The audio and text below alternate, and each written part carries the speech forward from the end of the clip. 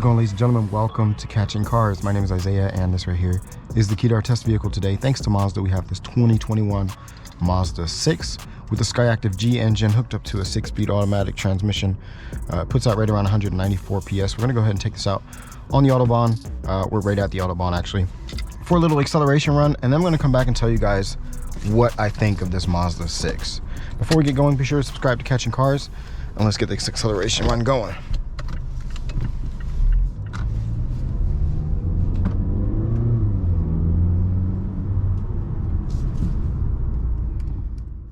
All right, so we have to find a different spot to launch the Mazda 6. We're gonna go ahead and do that acceleration test now.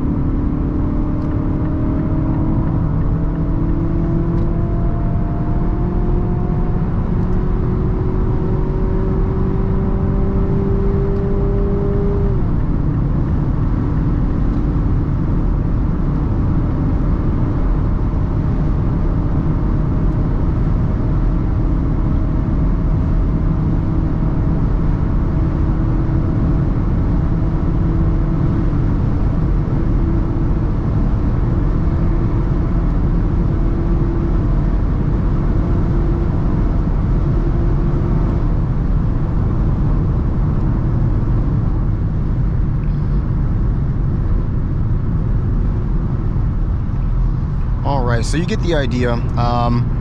We had a little bit of wheel spin there at the beginning because the roads are damp, and this is a front wheel drive, sadly.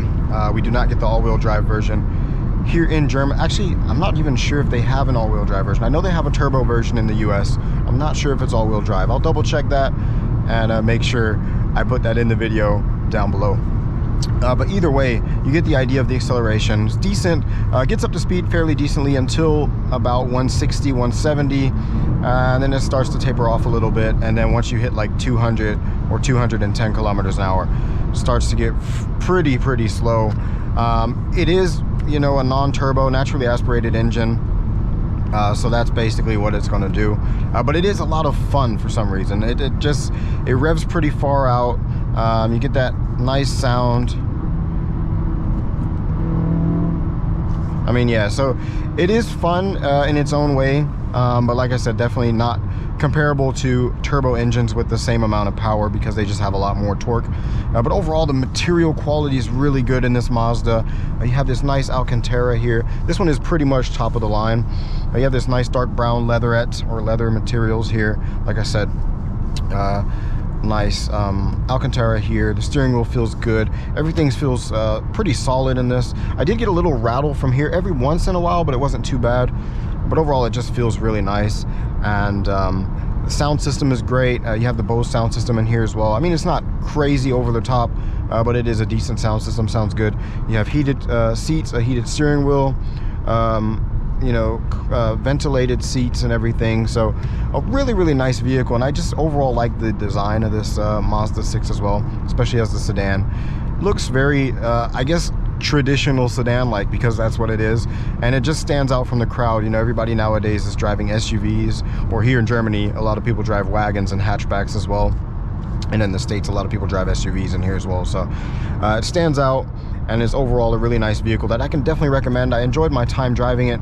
Really couldn't find too many flaws with it, other than the fact that I couldn't find a way to turn off the emergency brake assist. So you could turn off a lot of the other assistance systems like the lane keep assist and everything, but the emergency brake assist would still I guess interrupt me from my driving every once in a while, which was kind of annoying. It does wait until like last second, but either way it's kind of annoying. You can't turn that off. But overall, I could definitely recommend the Mazda 6. Like I said, material quality is great, and it's overall a great cruiser vehicle if you're not comparing it to, I guess, vehicles with the same amount of power but turbo engines, so with more torque, because then you might be a bit disappointed. You really have to rev this engine out to get the most out of it. So that'll be it for today, guys. Be sure to subscribe to Catching Cars, and I'll see you guys in the next video.